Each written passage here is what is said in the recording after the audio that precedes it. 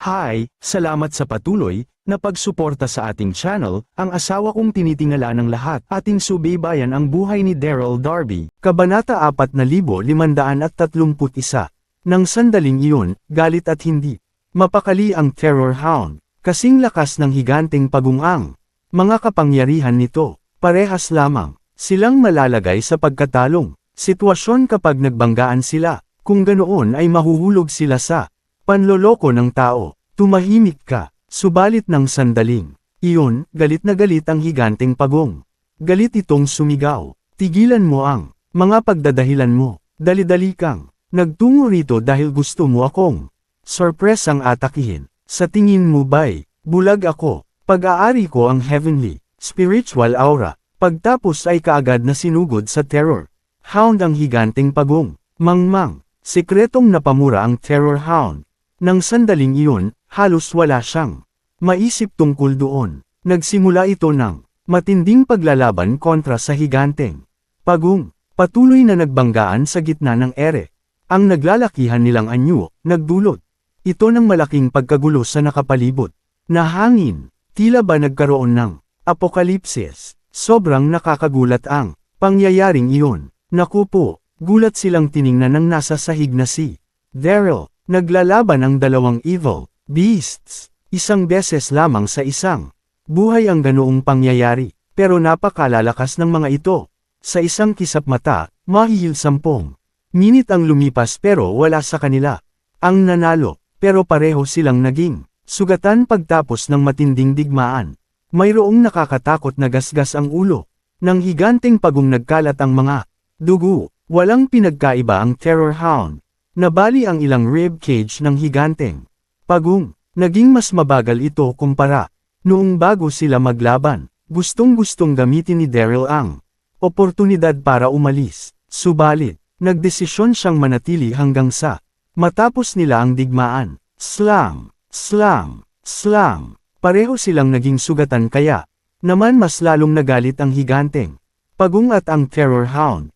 Mas lalong naging matindi at matrahedya ang paglalaban. Sa huli ay nagbanggaan ang dalawa sa huling pagkakataon at nahulog mula sa kalangitan. Umusbong sa hangin ang alikabok ng rosas nang bumagsak sila sa sahig. Kaagad na umatras si Daryl paatras para iwasan ang mga ito. Pagkalipas ng mahigit 1 segundo, naging maayos ang alikabok at huminga nang malalim si Daryl sa pagkaganang loob. Ngumiti siya sa kanyang nakita. Gumana ang plano niyang umupo at makitang naglalaban ang mga ito. Sobrang naging matagumpay ng pangyayari. Parehong humiga sa sahig ang higanteng pagong at ang Terror Hound. Hindi makagalaw ang dalawa. Labis silang nanghina. Pare, walang pakialam ang higanteng pagong sa dugo na nasa kanyang ulo.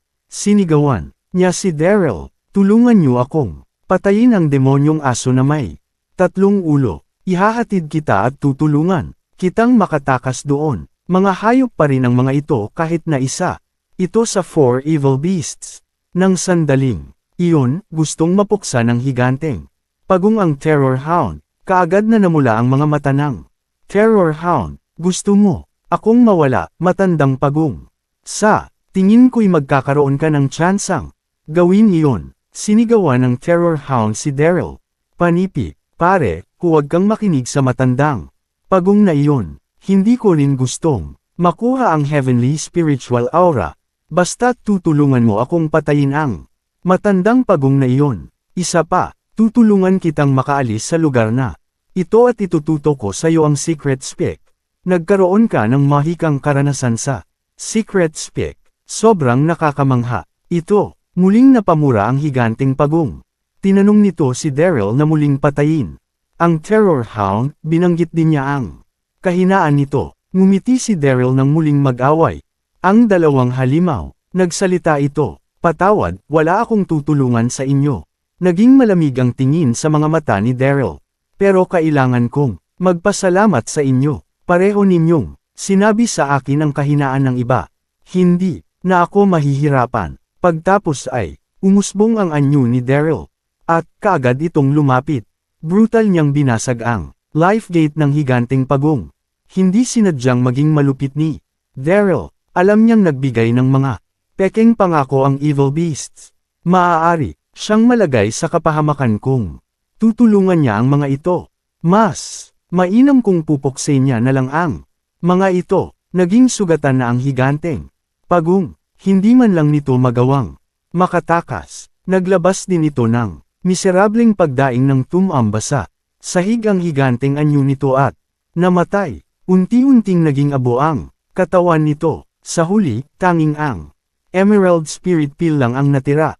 Mahihirapan si Daryl na paksain ang higanteng pagong gamit lamang ang kanyang kapangyarihan, pero ibang usapan na kapag mayroong heavenly spiritual aura ni Empress Nua. Gulp, hindi mapigil ang lumunok ng terror hound sa kanyang nakita, puno ng takot, ang anim niyang mga mata. Kabanata 4532. Nang sandaling iyon, nawala ang yabang ng terror hound. Hindi nito kailanman may isip na lubos na mas palihim kaysa sa kanya ang lalaking nasa kanyang harapan, pinagtaksilan siya nito sa huling pagkakataon, ginamit niya ito para makausap ang higanteng pagong. Subalit huli na ang lahat. Kalmadong ngumiti si Daryl nang harapin niya ang mga apila ng terror hound. Patawad, mabuti kong nakakatanda, hinding-hindi ako magtitiwala sa kahit isang salitang sasabihin mo. Huwag mo akong sisisihin. Pagtapos ay muling ginamit ni Daryl ang kanyang internal na enerhiya. Sumabog sa kanyang loob ang divine power at kaagad na hinampas ang gitnang parte ng ulo ng terror hound. Noong buhay pa ang higanting pagong, sinabi nito kay Daryl na ang nakakamatay na kahinaan ng terror hound ay nasa gitna ng ulo nito, kaya naman hindi nagdalawang isip umatake. Si Daryl, bumalot ang katahimikan ng biglang nadurog ang gitnang parte ng ulo ng terror hound. Miserable ring dumaing ang dalawang ulo at namatay. Pagtapos ay nagmistulang abo ang malaking katawan nito. Tanging ang maliwanag na kulay pula na spirit pill ang nanatili sa sahig.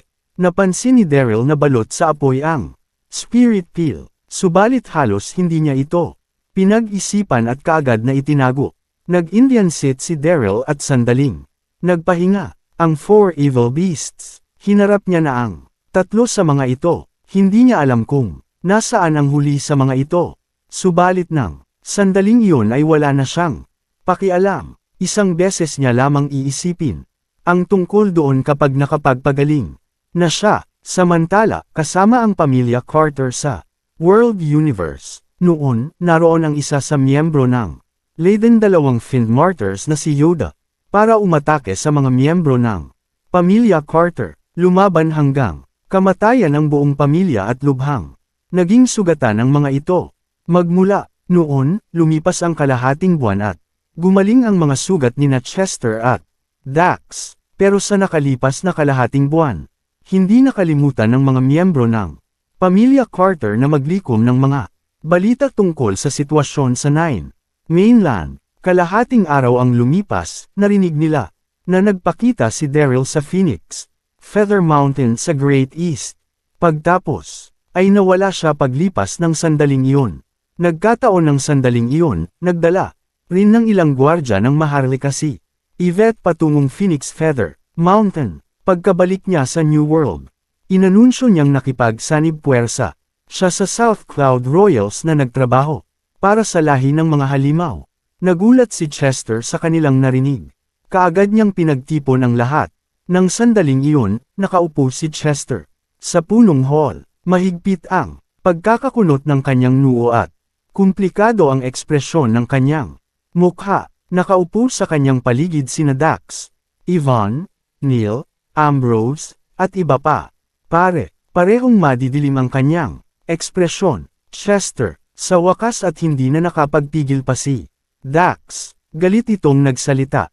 Hindi ko inakalang ganoong klase ng babae si Yvette. Naging bulag tayo buong sandaling ito. Tinanggap natin siya bilang isa sa atin, pero ngayon inabandona niya tayo para sa lahi ng mga halimaw.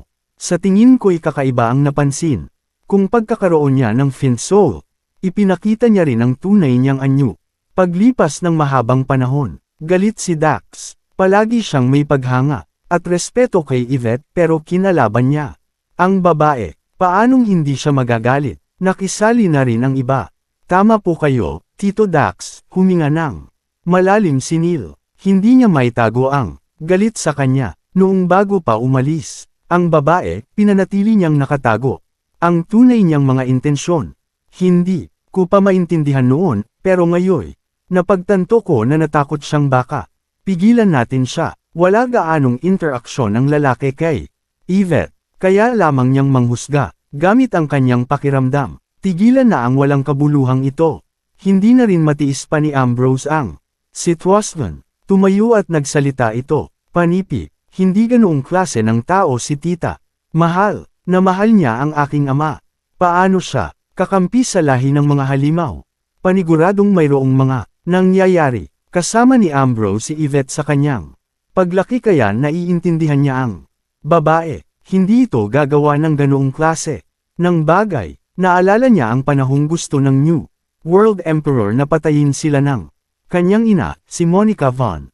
Si Yvette ang nagligtas sa kanya sa pagkakakulong sa presinto. Wala silang mapagtagwan. Noon kaya nanatili sila sa sirang templo.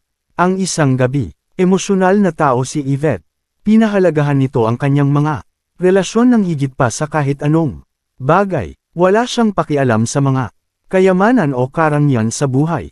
Paanong pagtataksilan ng taong katulad noon ang kanyang mga mahal sa buhay at mga kaibigan? Ambrose, nagbuntong hininga si Dax, nagsalita ito.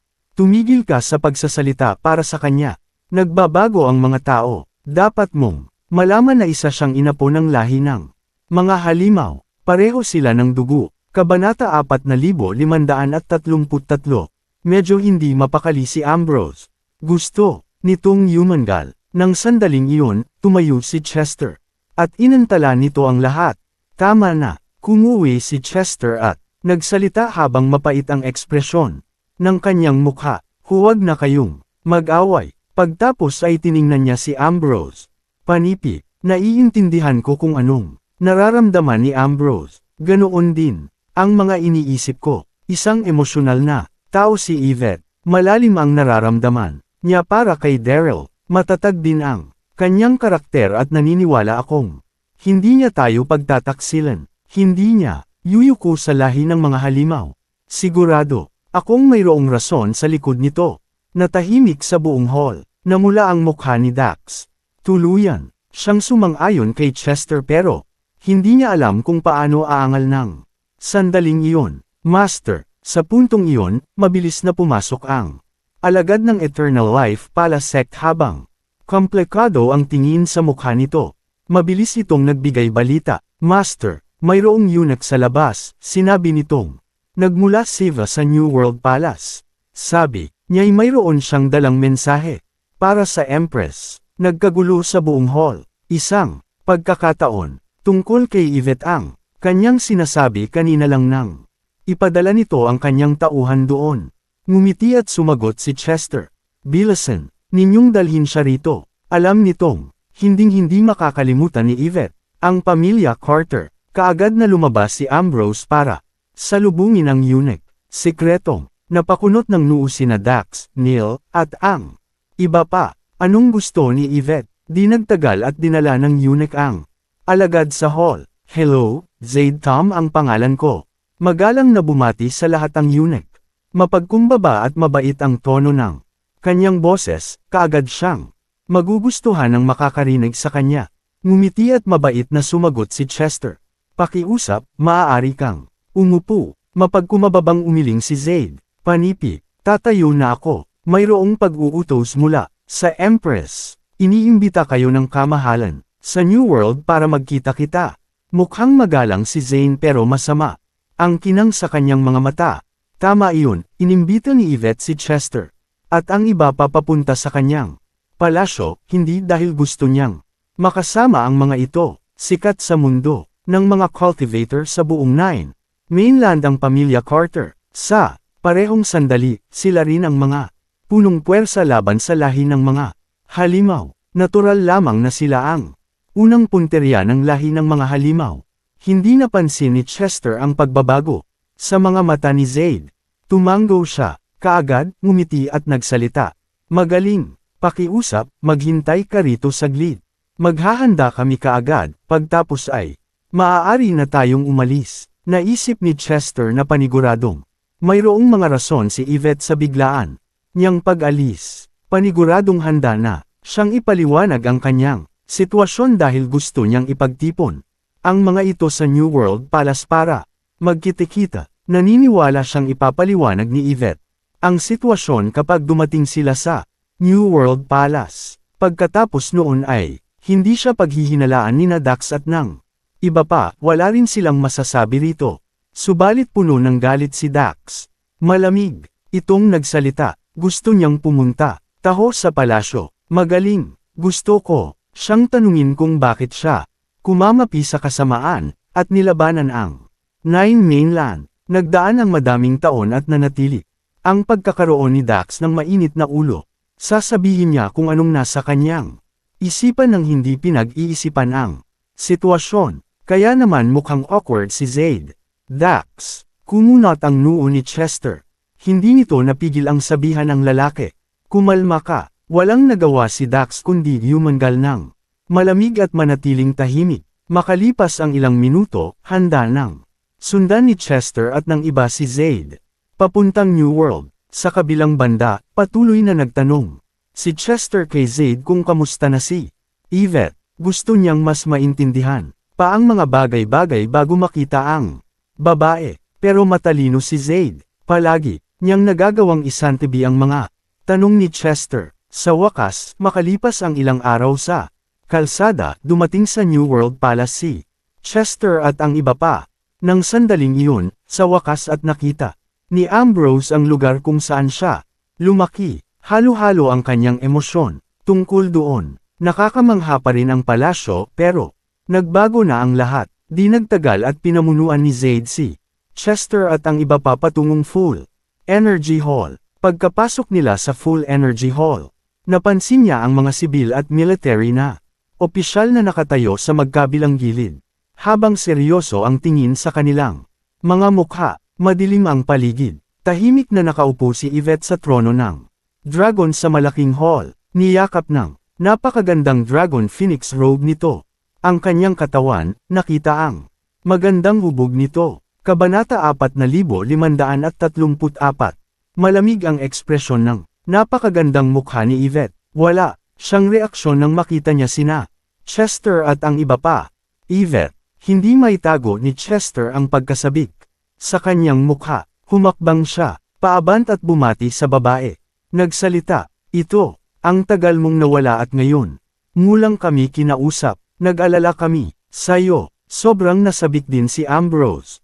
Sumigaw ito, nandito na kami, tita. Subalit blanko ang mukha ng nakaupong si Yvette. Mukhang hindi siya masaya. Napakatapang. Nang sandaling iyon, naglakad ang general paabant at malamig na yumangal. Ang kapal ng mukha mo. Dapat mong tawagin yung kamahalan ng Empress. Sa Full Energy Hall, makapangyarihan at matatag ang tono ng kanyang boses. Naku po, hindi na nakatiis pa ang nagpipigil ng galit na si Dax. Sumagot ito, sino ka naman? Isa kaming pamilya. Sino ka para guluhin kami? Gumilid ka. Anong sinabi mo? Nagalit din ang general. Tinitigan nito si Dax. Panipi, napakatapang mo. Pagtapos ay ilalabas na sana niya ang kanyang espada. Hindi umatras si Dax. Sumabog ang kanyang internal na enerhiya at sumigaw. Gusto mo ng laban? Sinong natatakot sa'yo? Sige, tama na. Hindi na nakatiis pa si Chester. Pinigilan niya si Dax. Kumalma ka. Anong nangyari sa'yo? Nasa palasyo tayo. Tama, siya, kailangan pa rin nating sumunod sa batas kahit na isa tayong pamilya. Sumunod ay nagbigay respeto si Chester. Kag Yvette, paumanhin sa naging uugali namin. Sana'y huwag maging masama ang tingin mo sa amin, iyong kamahalan. Ayos lang, sagot ni Yvette. Wala pa ring reaksyon ang magandang mukha nito. Kumuwi siya para pakalmahin ang general. Nang sumunod na segundo, tiningnan ni Yvette si Chester at ang iba pa. Kinausap niya ang mga ito. Paniguradong malayo ang nilakbay mo. Tara't uminom ng wine para mapreskohan ka. Saka natin pag-usapan ang tungkol dyan. Makinig, aking mga kapatid, dalhin dito ang wine. Pumasok sa hall ang ilang mga katulong ng palasyo at pinagsilbihan ang lahat. Ganito nga, napabulong si Dax. Kinuha niya ang wine at ininom ito. Ibang-iba ang wine sa palasyo. Sa parehong sandali, ininom din ni Chester at ng mga taong naroon ang kanilang mga wine. Tumingin si Dax kay Yvette at hindi na nagpaligoy-ligoy pa nang maubos nila ang kanilang inumin. Nainom na namin ang wine, Yvette. Sabihin mo sa amin kung anong nangyari. Hindi ba't kailangan mong magpaliwanag sa amin? Maraming kagustuhan ang lahi ng mga halimaw at dinala mo ang New World Royals para kumampi sa kanila. Hindi ba't tinutulungan mo ang kasamaan? Kaagad na napatingin ang lahat kay Yvette. Sa parehong sandali, nagsalita si Chester. Sabihin mo sa amin kung mayroon kang mga problema, Yvette. Naniniwala akong walang imposible. Basta't sabay nating haharapin ang mga ito. Tumango rin si Ambrose bilang pagsang. Ayon, hindi nag-react si Yvette. Bahagya itong humingang malalim at kalmadong nagsalita. Matagal nang nandito ang lahi ng mga halimaw. Mayroon silang dugong bughaw, minaliit at pinuna sila ng mga tinawag na Diyos ng Heavenly Rules. Ngayong muling bumangon ang lahi ng mga halimaw, hindi may iwasang aksyon.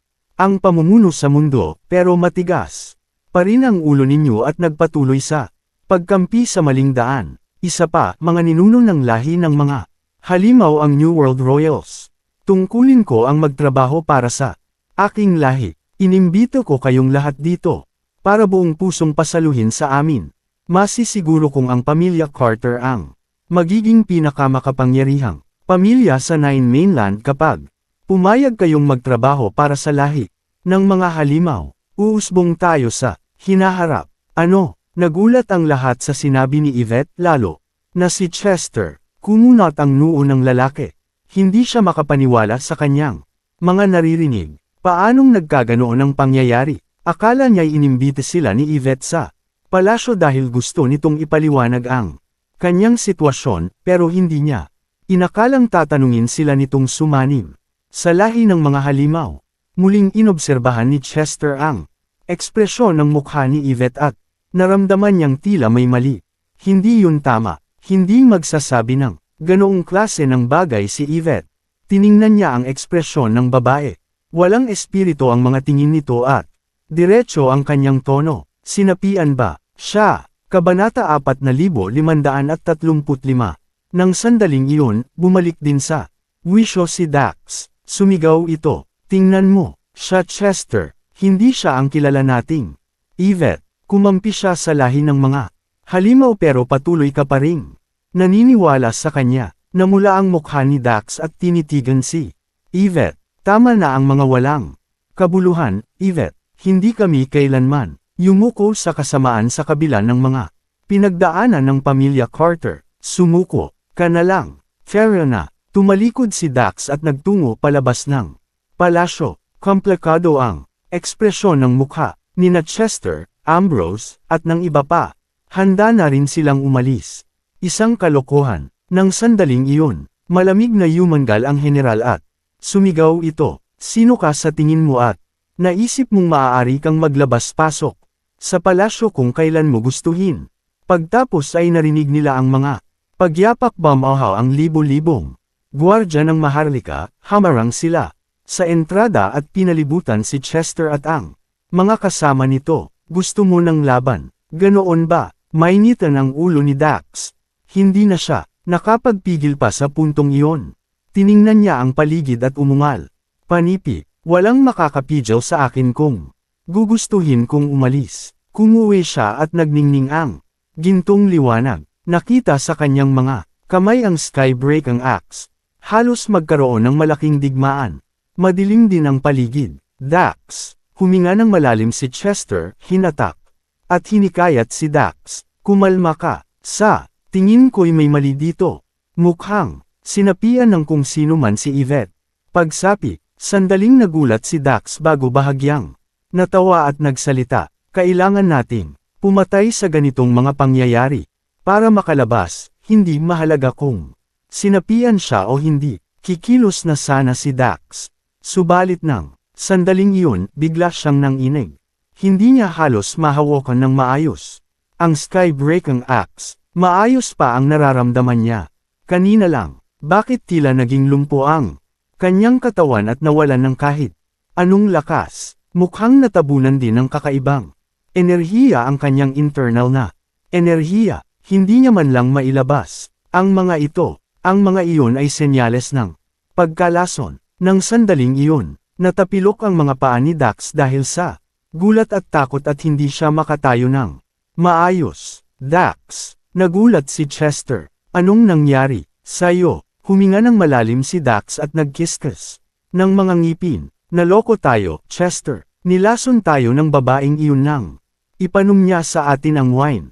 Ano? Nagbago ang ekspresyon ng mukha ni na Chester, Ambrose, at ng kanilang mga kasama. Sumunod ay napatingin sila kay Yvette na nasa malaking hall. Tumitig si Dax kay Yvette. Magaling, napakagaling.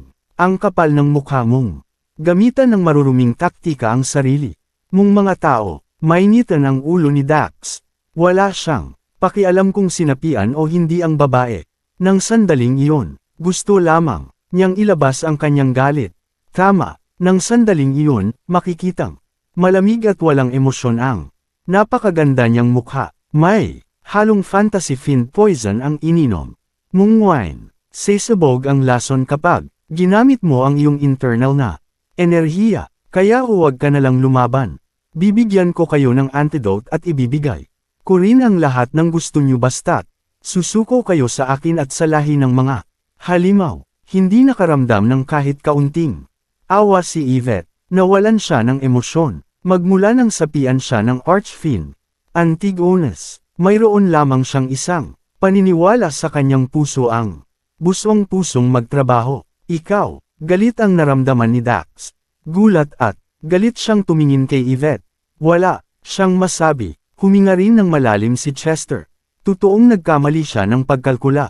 Pero sinong mag-aakalang makokontrol ng lahi ng mga halimaw ang matalino at maparaang si Yvette? Auntie, hindi mapigil ang magsalita ni Ambrose. Bakit mo ito ginagawa? Nakalimutan mo na ba ang mga nararamdaman mo para sa aking ama? Galit na galit si Ambrose. Hindi siya makapaniwalang magiging matapang, makasarili at mawawalan ng pakialam sa pamilya ang palaging nirerespetong si Yvette. Nararamdaman, nagliwanag ang walang buhay na pagtitig ni Yvette. Pagtapos ay dumilim ito, malamig siyang nagsalita. Hindi may kukumpara ang mga emosyon sa importansya ng karangyan ng lahi ng mga halimaw. Naubos ang pasensya ni Yvette. Susuko ba kayo sa lahi ng mga halimaw o hindi? Bilasan ninyong magdesisyon, wala kami ganoong pasensya. To be continued.